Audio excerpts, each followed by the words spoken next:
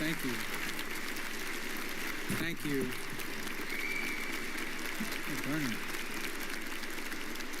Bernie Moreno, how's the Senate?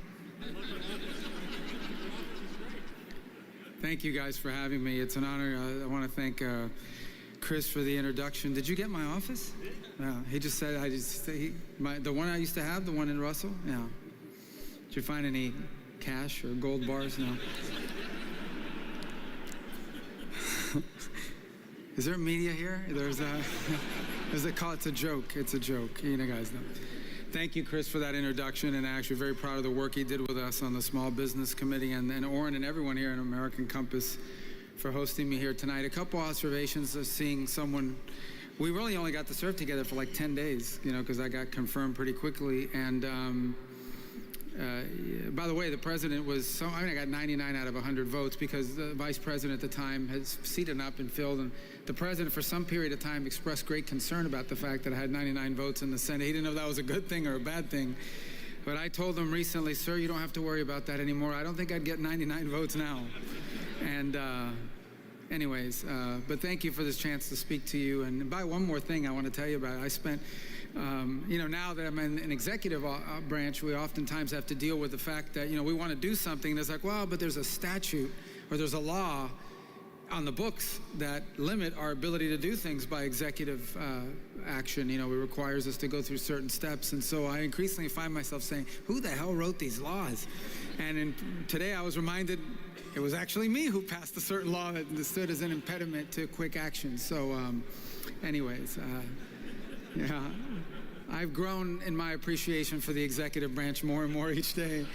And but that's also, the media is going to say, oh, he's for an authoritarian form of government. No, I just, you know, some of these laws I passed are getting in the way of my current life. So we have to work through it. We will. But thank you guys for this chance and the work that you've done. And I know that obviously you're going to spend a lot of time focused on domestic decisions, but I want to hopefully pitch you a little bit tonight about what I've learned and what I already believe coming into this job, that so much about what happens domestically, economically, is increasingly intertwined in geopolitics. It always has been. I think that's one of the lessons we forgot, but I think we've been reminded of that here most recently, and a number of events have brought that to bear. The first thing I would say is I think it's always been true. One of the amazing things, one of the reasons why history repeats itself, people like to say that, is because human nature does not change. Technology's changed, what the clothes we wear change, even languages change, governments change, a lot of things change. But the one thing that is unchanged is human nature. It's the same today as it was 5,000 years ago, and that's one of the reasons why history often repeats itself. And one of the things about human nature, I'm not trying to sound like a psychologist here, but one of the things that I think history proves is that one of the things we are programmed as people with is the desire to belong. In fact, if you notice, if you put humans anywhere, a handful of people anywhere, one of the first things they start doing is trying to create things that they can join or be a part of. And that's true for nationhood and nation states. The concept of nationhood. Now, it's a new concept. I mean, before that but we had something, you know, we always had organizations, whether it was city states or tribal organizations, but the advent of the nation state is a normal evolution of human behavior because people think it's important to belong to something. And being part of a nation is important. And I think that's really true, obviously, increasingly in how geopolitical decisions are made. I think that's obvious and people understand that, but it's one of the things that we forgot. And we certainly forgot it at the end of the Cold War. If I can take you back to the end of the Cold War, and understand, for me, these are formative years because I grew up in the 80s, probably the greatest decade ever, confirmed by You know why I know this? Because my kids, I have young, well, I say young, they're like 24, 22, 20, just turned 20, and one who's 17. All they do is watch reruns from the 80s and 90s. They don't make good TV anymore. Everybody wants to watch stuff from the 80s and 90s. So that's just my pitch. The 70s were a dark period of time because of disco music. But in the 80s, we got a disco fan back there. But the 80s, you know, we did, the hair was a little too big, but other than that. But going back, the 80s, you grew up, and I remember in 1983, now I'm aging, I just turned 54. I feel 55, but must be 1983. Do you guys remember a movie called oh gosh, what was it? It was about nuclear war. Do you remember this? It was No, War Games. That was a great movie. I'm talking about when it was on TV that scared the hell out of me. There was The Day After. Do you remember that movie, The Day After? This was traumatizing, and they had this thing on television. But basically grew up understanding that the world at any moment could end because the United States and the Soviet Union were headed for conflict and war, and that, you know, maybe we wouldn't even make it to 25 and things of this nature. I forgot about War Games. The War Games is another good movie, where this guy hacks into the computer. This was an 80s hacker. This was not, I can remember the phone and the modem, and it was what was that actor? It was the same, Matthew Broderick. It's a great movie. I know I'm completely off topic, but let me just tell you, I lived in Las Vegas at the time, and if you recall, the first city that he blows up in the War Games is Las Vegas. And I was sitting in the audience, and so everybody's like chuckling. There's nothing funny about this Las Vegas strike. In any event, so this is where we grew up. And then in 1989 and 1990, 91, it was my first years in college. And literally the entire world just transformed before my very eyes. Understand, you grow up your whole life and like the whole world is about the Soviet Union, and all of a sudden the Soviet Union no longer exists. My favorite memory of that is that I was actually taking a course that fall by a Soviet expert at I think it was in Gainesville, Florida. And this poor guy's entire career came coming down over a 3-month period as the Soviet Union collapsed. It's like all these years of work, you have a PhD in Soviet studies, and now the Soviet doesn't exist anymore. So I don't know what he did after that. I need to check up on that guy, but anyways, the point is the whole world transformed. And there was this effusive exuberance, the belief that the Cold War is over, we won, and now the entire world is going to become just like us. Free enterprise democracies. This is a very idealistic thing to believe. But here's the other conclusion they made, and that is that nationhood no longer mattered when it came to economics. That right now the world would no longer have borders. It wouldn't matter where things were made. What mattered is they were made in the most efficient place. And it became mantra. And look, I think it became part of Republican orthodoxy for a very long time, an orthodoxy that I came up in, which was, it's okay if productive capacity moves to another country, because what that will do is it will free up our workers to do work that's even more productive and pays them more. It was the famous or the infamous idea that who cares that you lost your job at a factory, you're going to learn how to code, and then you're going to make a lot more money doing that. Well, it was completely unrealistic, number one, and became incredibly disruptive if that decision was made. But here's the other implication of it. It robbed the nation of its industrial capacity, of its ability to make things.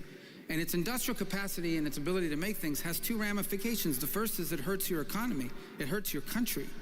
It robs people of jobs, and the transition is not nearly as easy, but it also ends up becoming corrosive and destructive to communities. And as a result, we had a Rust Belt. We had places that were gutted. And we had families that for generations had worked in a certain field or for a certain company, and all of a sudden that company or that field vanished because it moved somewhere else where it was cheaper to do, and those jobs were gone, and obviously became incredibly destructive, not just for the United States, by the way, but for many nations in the industrialized West. But the other thing it robbed us of is the ability to make things, which is a national security impairment, and a very significant one. If you go back to the World War II, the admiral who had been tasked with planning Pearl Harbor thought it was a really bad idea. He went through and obviously followed orders, but he thought it was a very bad idea because he had spent a substantial amount of time studying in the United States when he was younger. And his conclusion was that attacking the United States was a bad idea because even though at the time militarily we were behind the Japanese, certainly technologically and otherwise, we had factories and we had access to raw material and resources. And he knew that over time, once those factories and those raw materials were put to the war machine, the Japanese would not be able to keep up. And you could very well argue that the end of World War II, that the victory in World War II, both in Europe and especially in Asia, was the result of America's industrial capacity. When the Japanese lost the plane, they lost the plane. When we lost the plane, and their planes were better than ours for a long time, when we lost the plane, we were able to produce hundreds to replace it. Industrial capacity mattered in terms of national security. And that's never changed. That's always been true. And so today, what you find is because of all of those years of neglect, because of the loss of industrial capacity, we didn't just undermine our society. We didn't just undermine our domestic economy. We've undermined our position in the world. And what you will find, and what we find even now, is that increasingly, on geopolitical issue after geopolitical issue, it is access to raw material and industrial capacity that is at the core both of the decisions that we're making and the areas that we're prioritizing. Now, the technologies are different, but nonetheless, that is what we're increasingly prioritizing. And that's become really apparent to me. I think it was even going into this job, but in the months that I've been there, place after place, every country in the world is now pitching themselves as a source of rare earth minerals. Every country in the world, by the way, they're not that rare, so every country has access to it, but it's become a big, that alone is not enough, because you have to have access to rare earth minerals, but then you have to have the ability to process them, and you have to make them into usable material. And frankly, what the Chinese have done over the last 25 or 30 years is they've cornered the market. And this is one of the true challenges to sort of pure free enterprise view of these things. You cannot compete with a nation state who has decided they're not interested in making money. They're not interested in making money in this field. They are interested in the short term in dominating the market, being the sole source provider for the world of a certain product. Because once you establish industry dominance in any one of these fields, you can charge the world whatever you want. Now, one thing is if we said, well, this happened because they're just better than us. But that's not why it happened. It happened because we literally gave it away. Because we made the decision, we made the policy decision that it was okay. We were okay with 80-something% of the active ingredients in most of our generic pharmaceuticals coming from another country. We were okay with giving that away. We were okay with giving away all kinds of things like that. And now we are in a crunch. And I say we, I mean the rest of the world is in a crunch, because we have realized that our industrial capability is deeply dependent on a number of potential adversary nation states, including China, who can hold it over our head. And so in many ways, the nature of geopolitics is now adjusted to that and is adjusting to that. And it'll be one of the great challenges of the new century, and one of the priorities of this administration under President Trump is to reorient our domestic and the way we pursue geopolitics to take into account for the fact that you can never be secure as a nation unless you're able to feed your people and unless you're able to make the things that your economy needs in order to function and ultimately to defend yourself. There is virtually none of the leading edge industries of the 21st century in which don't have some level of vulnerability. And it's become one of the highest geopolitical priorities that we now face. Not simply access to raw material, but figuring out how can we have more industrial capacities in these critical fields, ideally domestically, but if not here, then diversify the global supply chain so that it cannot be used against us as a point of leverage at a time of potential conflict. In fact, unless we fix it, some of these conflicts will never happen because we will never be able to enter, the amount of leverage they will have on us will begin to constrain our ability to make foreign policy. Unable to get into a tremendous amount of detail, let me just say that even as I speak to you now, there are a number of foreign policy issues in which we're having to balance what we would ideally want to do with what we may not be able to do in the short term until we fix these problems. This is a real challenge in American geopolitics, and it's one that's become a priority and goes right to the heart of the decisions that were made over the last 20 or 30 years that were a mistake and that we're now trying to correct.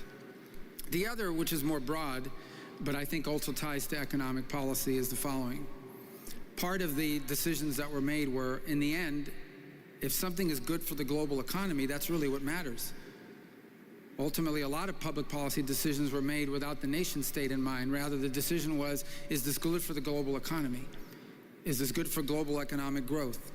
Is this good for prosperity in other places, even if it may not be in our interest? And we made those decisions even during the Cold War to some extent. I mean, we allowed nations to treat us unfairly in trade, but we allowed them to do it because we didn't want those countries to become victim to a communist revolution that would overthrow them, but then we kept it going. And so today there are multiple countries around the world that are fully developed economies, but whom we have enormous trade imbalances because they want to continue that system moving along, and that has to be corrected. But here's the final point, and here's why this is also critical, because not only did we take out nation-state interest and the national interest out of our economic policies, we also took it out of the way we made foreign policy decisions. The idea that our foreign policy, depending on the place and on the issue, should be centered and focused primarily on what is good for the United States was completely lost. Time and again, we made decisions in foreign policy because of what was good for the international order or what was good for the world. And I'm not saying those things are irrelevant, but the number one priority of our foreign policy of the United States, the number one foreign policy priority of the United States needs to be the United States and what's in the best interest of the United States. That's not isolationism, that's common sense. On the contrary, in order to do that, we have to engage in the world. But we need to engage in the world in a way that prioritizes our national interest above all else. And the reason why we do that goes back to my point at the outset of this with human nature. And that is that that's what other countries do all the time. Virtually every single nation state we interact with prioritizes their national interest in their interactions with us. And we need to begin to do that again, and we're beginning to do that again, prioritizing the national interest of the United States above everything else in making these foreign policy decisions. And I'll close by saying that's where foreign policy works best. As I've said to multiple foreign leaders, including some with whom we haven't had engagements with for many years, I said the way foreign policy works best is when our national interests are aligned. When they're aligned, that's where we have incredible opportunity for partnership together. And when they're not aligned, that's where I expect them to pursue their national interests and us to pursue ours, and to do so peacefully if possible, and that's the work of diplomacy. And so I think the work you have done to reorient our thinking towards the national interests, both in our domestic economic policies as well as in our foreign policies, is critical work for 21st century conservatism. And I thank you for all the work you've provided. You've done great work. When no one else was talking about these things, when no one else was providing the material that allowed us to build public policy and challenge thinking, you were doing it. And I encourage you to continue to do it, because this is going to be the work of a generation. There's still much work to be done. We are in the midst of an important and long overdue realignment in our thinking in American politics. And it takes organizations like American Compass to drive the innovation and the thinking. And we appreciate everything you've done up to this point and encourage you to continue to do that.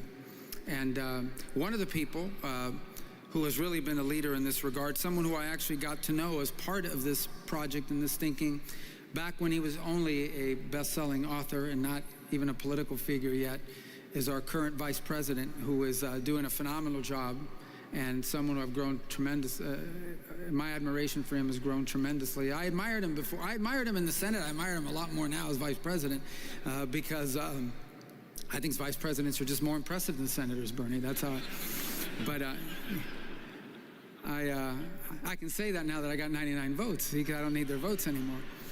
But the vice president's doing a phenomenal job, and I think is one of the most powerful and clearest voices in the world, really at the edge, at the leading edge of this new thinking in American politics. And it's my honor to serve with him in this administration, and it's my honor to invite him onto the stage now to speak to all of you. So thank you for the opportunity to be here, ladies and gentlemen, the Vice President of the United States, J.D. Vance.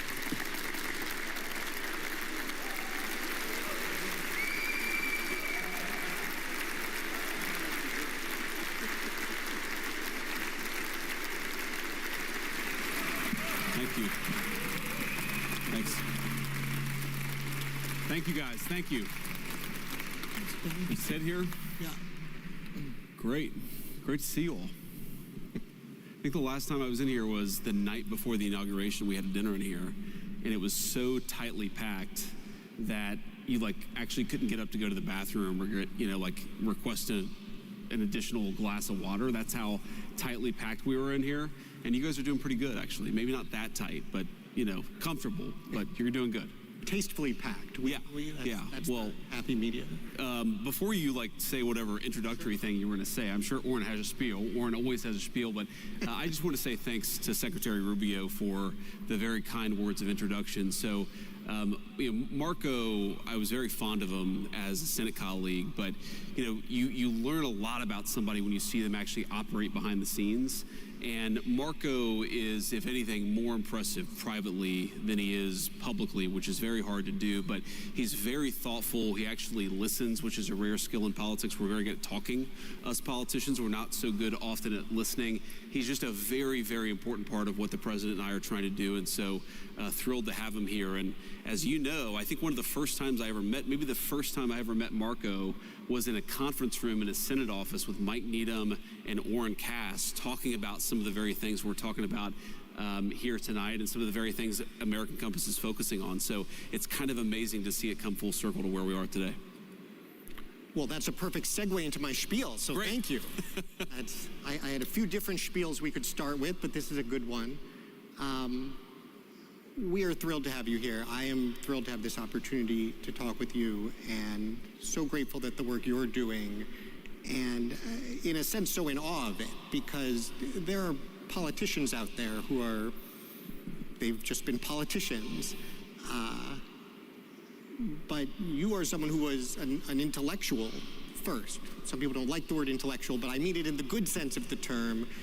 You were writing for National Review. You were at the bar late at night arguing about and helping shape these ideas that you are now. I come here for free and you insult me and you call me an intellectual.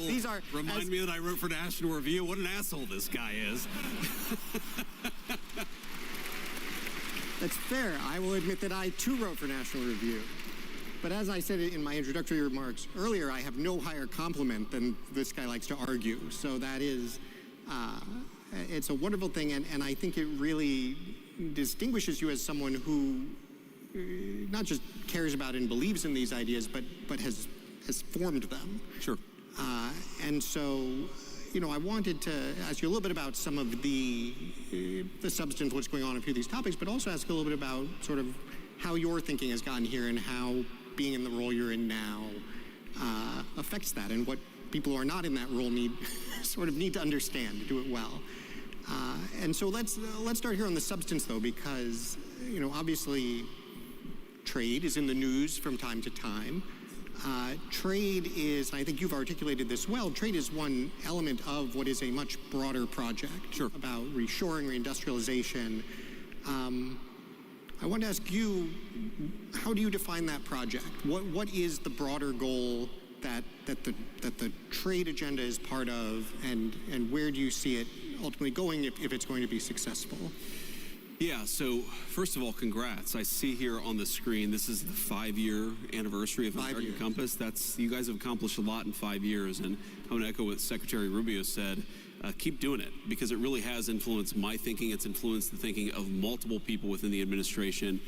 And if I were to try to summarize the project, I mean, I think there are a few different things going on, but maybe one thing that really worries me is you have, I think, in many ways, stagnating living standards for normal Americans, for the median worker, for people who just want to start a family, work in a decent job, earn a living salary, and have dignified work.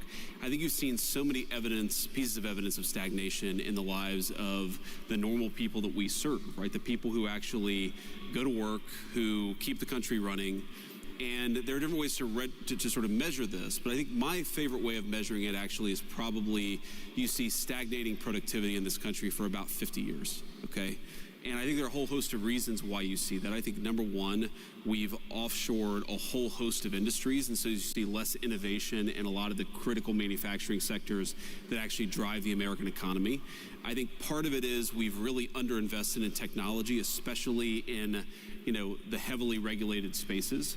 I think part of that is we've really harmed energy production in our own country. That's a critical part of, the heavily regulated space is actually doing well because the cost inputs of these industries are so heavily dependent on the price of energy. So there are all these different policy spins that I could put on it, but I just want normal people who work hard and play by the rules to have a good life. And I think that was very, very possible in the United States of America that I was growing up in, but you started to see some signs that it was fraying.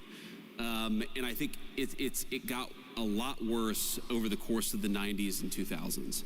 And that has got to change. And I think that's fundamentally why Donald Trump is the president of the United States, is because he was the first mainstream American politician to come along and say, this isn't working. These trade deals are not working for the normal people who power our economy. Our policies have not been productive either in the economic, national security, or diplomatic space. So it's complicated. The answer to the question is complicated. Summarizing it is necessarily very hard. But I think the best way to summarize it is we just want normal people to have a good life. That seems reasonable. Thank you. There you have it, folks. I think that's obviously exactly right. I think it's remarkable that that is or has been a heterodox view to some extent, that it's something that has had to be said. Especially after your book came out, as you had a chance to talk with a lot of folks in a lot of different contexts, then as you moved into running as a politician yourself, you had a chance to speak both with the normal people for whom this was not working, and for a lot of people who either thought it was working or didn't care. Sure. My own sense is there's actually more thought it was working than didn't care. That for most, they're not bad people so much as oblivious. But I'm curious what your experience has been engaging with those folks. But how would you describe, what do they look out at America and see, and what is helpful in communicating to them why this is a problem and why they need to care?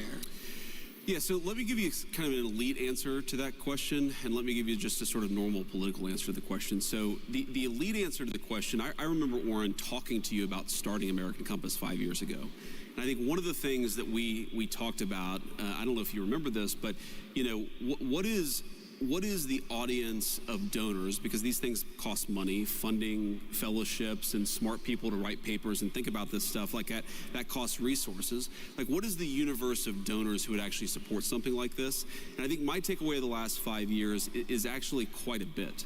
And I think there's an assumption among, whether you call it populists or whether you call it, sort of trade hawks or like whatever label you want to put on it, there's this assumption that donors are fundamentally misaligned. And I actually think donors are much more pragmatic, and they see this stuff not necessarily because, they're reading like a paper that Bob Lighthizer published 15 or 20 years ago. And I know Bob's in the audience and I love Bob. But because like they do business in China, and they know how hard it is to actually get a fair deal for their companies, or, they've seen some of the ways in which, I met with an industry leader today who was talking about all of the ways in which transshipping through non-Chinese Asian economies is destroying his very successful manufacturing business. And he's not worried about it for himself because his business is so successful, but he's worried about it for his industry writ large because some of his competitors are going to have their businesses destroyed. He doesn't want that. So there's a bit there. I think one thing to take away is that people are much less ideological and much more pragmatic than I think that a lot of the intellectuals give them credit for. So that's one thing I take away. I think the other thing that I take away from it is the American people are much more aligned with our way of thinking about things than people realize. And I think the misalignment between the normal American and the talking heads in Washington is still so profound. And I'll give you an example of this. One of the very first truly political speeches I gave when I was thinking about running for Senate in Ohio back in 2021, I spoke to this group in Butler County, Ohio. It's actually the county that I was born and raised in southwestern Ohio. And I was talking about how, big tech was a major problem. Censorship of viewpoints was a major problem, and we needed to get serious about antitrust, and we need to get serious about actually treating these companies as the monopolists that they were. And a person came up to me afterwards and they said, "Oh, I really liked what you said, but I didn't agree with what you said on big tech." And I sort of assumed that I was about to, sort of hear a kind of libertarian argument from the pages of the National Review.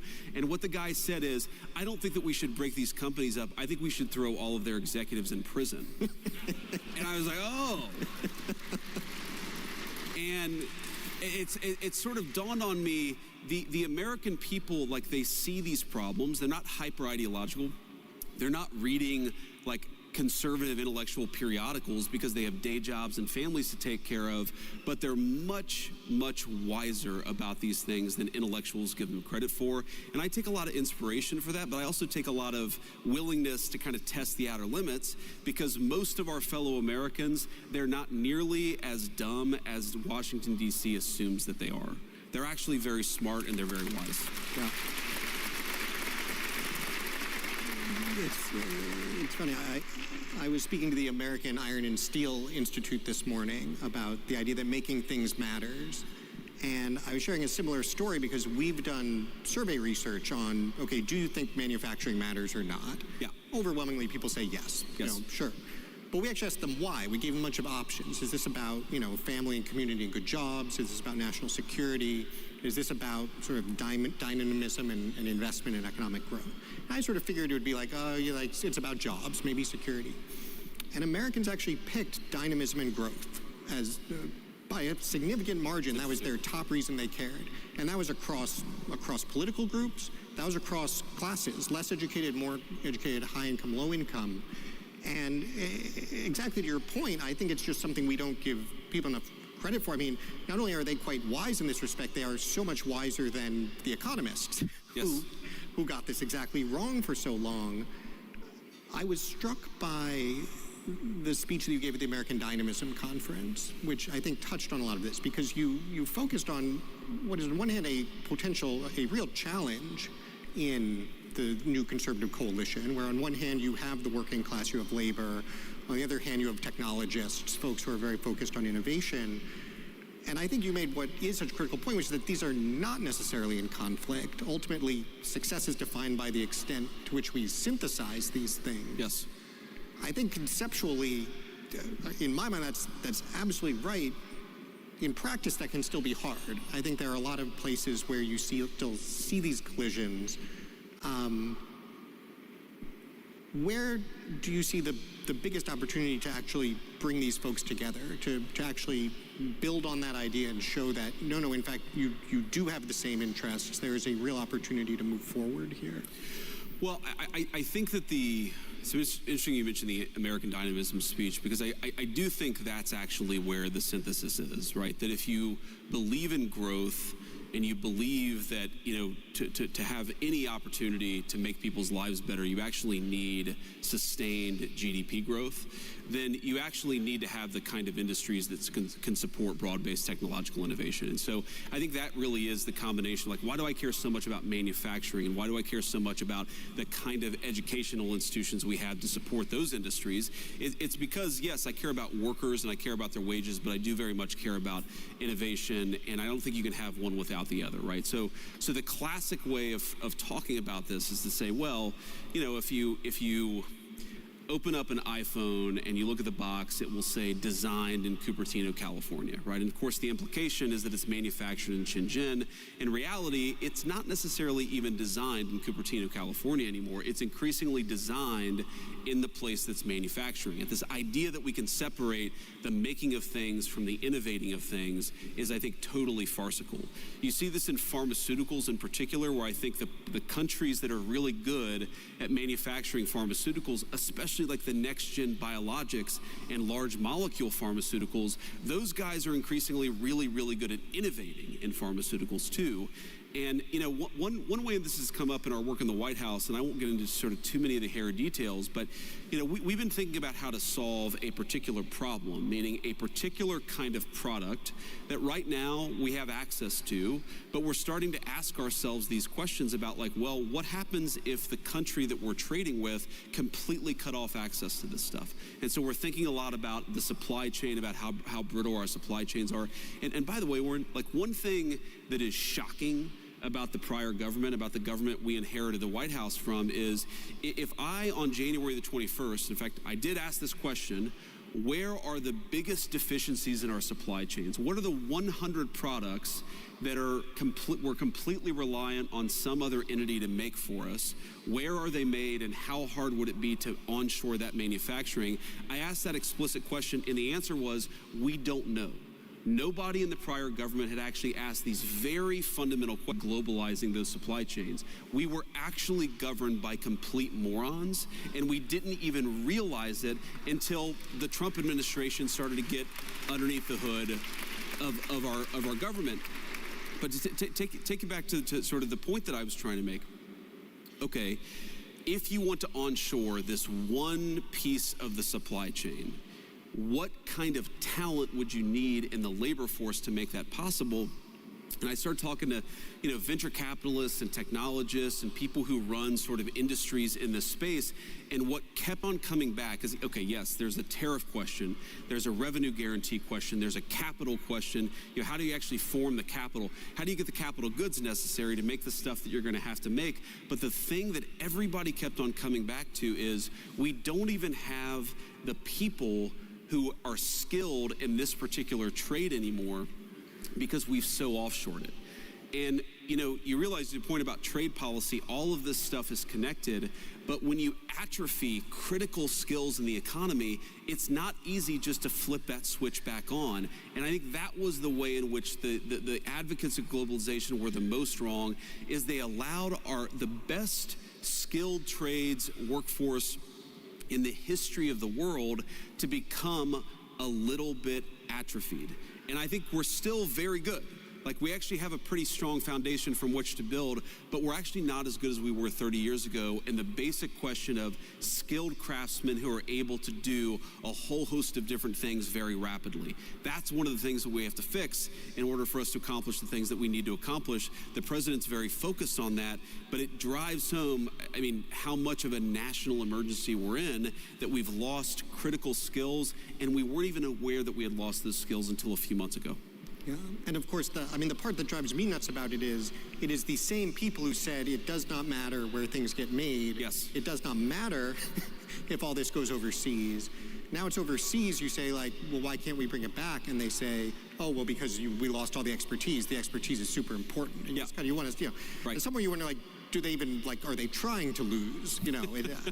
It's rough. I think it's very hard for them to realize that the sum of their work, and a lot of these people are good people, a lot of them are well-intentioned, it's very hard, and I saw this in the United States Senate, to look back on a 30, 40, or 50-year career and say, the very thing that I tried to do, I accomplished the opposite, right? It takes a special person to be able to actually change and pivot and accept new information. And unfortunately, we just don't have a lot of those people in the leadership class of the country. The way in which this is most absurd is, the people who are most pro-globalization, the people who are most indifferent to whether a given part of the supply chain existed here or China or Russia or somewhere else, those are very often the same people who want us to fight wars all over the world with munitions that are increasingly made by the very people that we offshored our supply chains to. And the fact that, I saw this in the Senate, the fact that you would have people say, we should send an unlimited number of munitions to this conflict, even though we don't make those munitions in the United States of America anymore, the complete disconnect between their views on foreign policy and economic policy made me realize again that we're governed by people who aren't up to the job.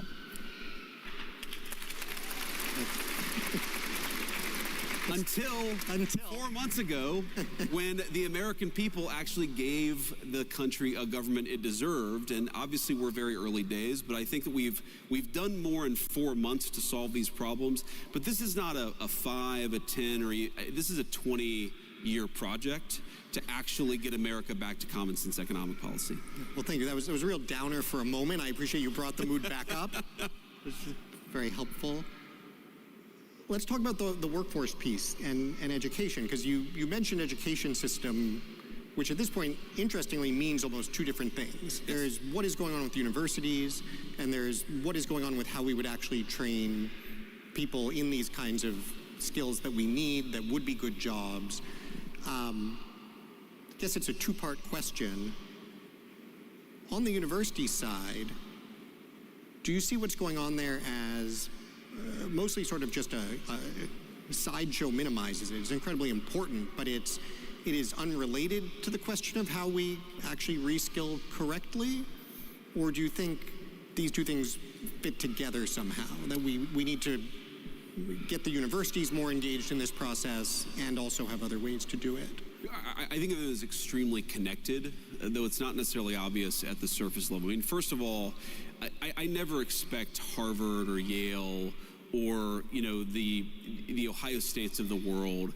They're not primarily going to be doing skilled craftsman training, okay? Some of the state schools, you might see that, but really this is going to be something that happens with particular, you know, unions are going to have a big role in this, community colleges are going to have a big role in this, industry is going to have a big role in this. I don't think the skilled crafts are going to be brought back by the 4-year plus university. That's just not their role. But what the 4-year plus university, one of the most important things that it does, obviously it trains hopefully very smart people, but it produces really the ground level of the innovation that the economy is going to run on for the next 10 or 15, 20 years, okay? So if I want people in Indiana to be manufacturing the next generation pharmaceuticals, those pharmaceuticals have to get developed in the first place. And for them to get developed in the first place, I need places like Harvard to be doing really groundbreaking biomedical research. What I don't need out of Harvard is for the science to be so broken that 80% of the biology papers produced don't actually replicate. And that reproducibility crisis is one of the main reasons why I think universities are broken. What I really don't need to happen is I can't let Harvard have such an explicitly racist and in violation of the Civil Rights Act approach to how it funds and trains scientists that the best and the brightest are being cut out of that process altogether. So these things are very much connected. But I mean, look, I am not anti-university. I'm not anti-Harvard. What I am is a person who recognizes what should be obvious to every single person at every elite university in the country, which is the model is broken, it doesn't work, and they're violating the social contract they have with the people of the country, and the people are now saying, we need you to change. And these institutions are really going to be confronted, and thanks to President Trump, have already been confronted with a choice. You can accept democratic accountability and you can reform, or you can accept that the government is not going to treat you kindly, we're not going to fund your garbage, and we're not going to support you unless you do the job the American people need you to do.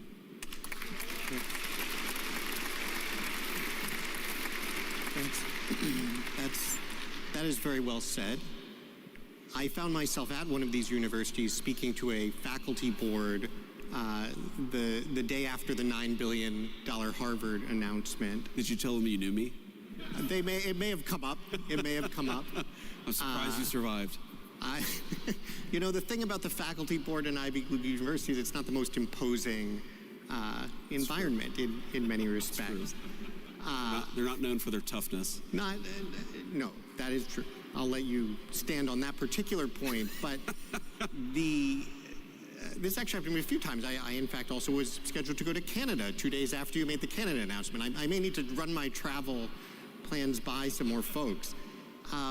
But it was fascinating to have this exact discussion and essentially to try to make the point, nobody wants you to fail, but you are in a sense a quasi-public institution. You are relying on enormous both explicit and implicit public subsidy and participation in this contract that you have been violating wholesale for a generation. And so our preference would be that you guys decide to reform, but if you don't, this is the alternative. What do you think, what does reform look like? You described some of the things that, you know, are particularly problems. I guess to some extent the reform is just stop doing that.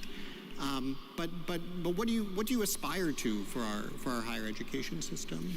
You know, I'd say a few things. I mean, one, most obviously, is why don't you just follow the civil rights laws of the country? Like, that's a very easy thing to do, and that nearly every elite university in the country is explicitly not doing. Okay, so that's one thing that they might consider doing. I think the second thing is they've got to be willing, and I have a friend of mine who's a geneticist, very bright, you know, very bright young scientist. We have got to have a scientific community that is more open to unacceptable inquiry and that actually encourages bright young minds to go wherever the truth leads them.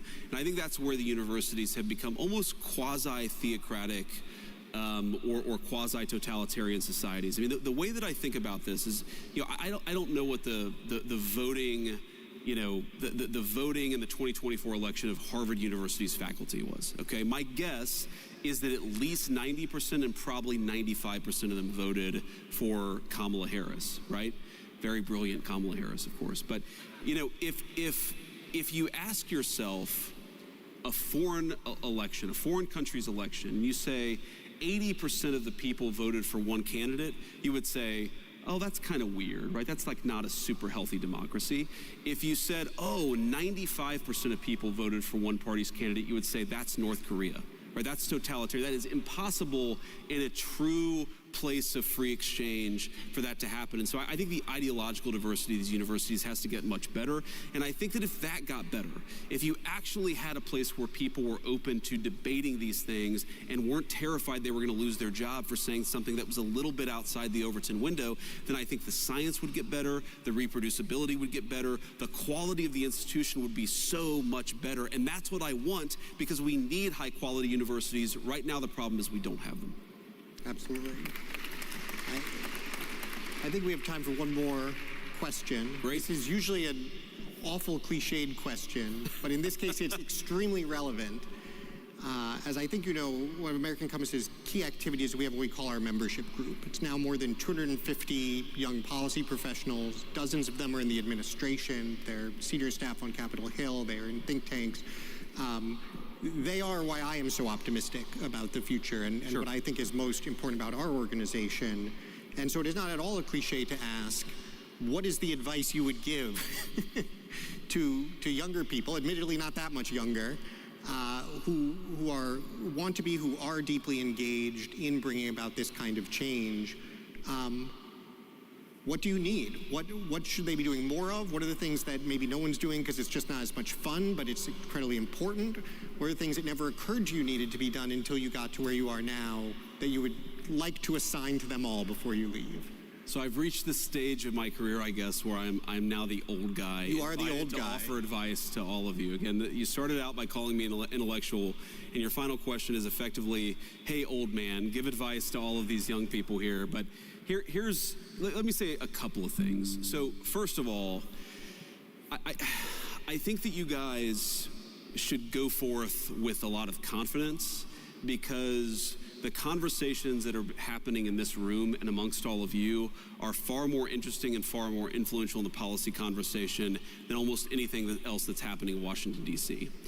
There was a time in my life when I was incredibly, I didn't like to talk about trade policy because I didn't have a PhD in economics. Well, it turns out that a lot of the people who had PhDs in economics were flagrantly wrong, and they were given...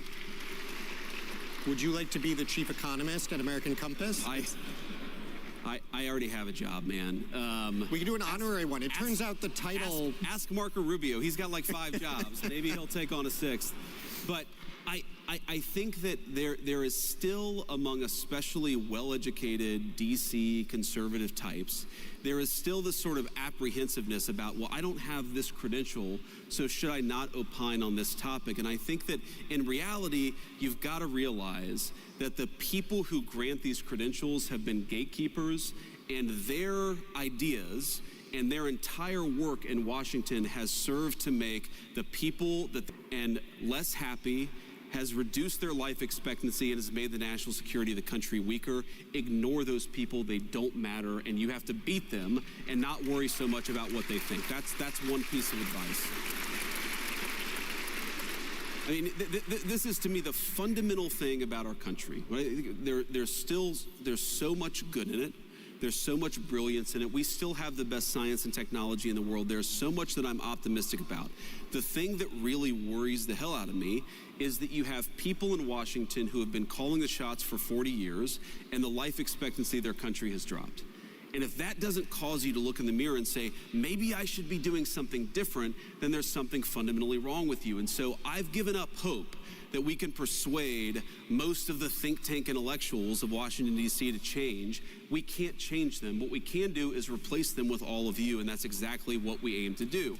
That's number one.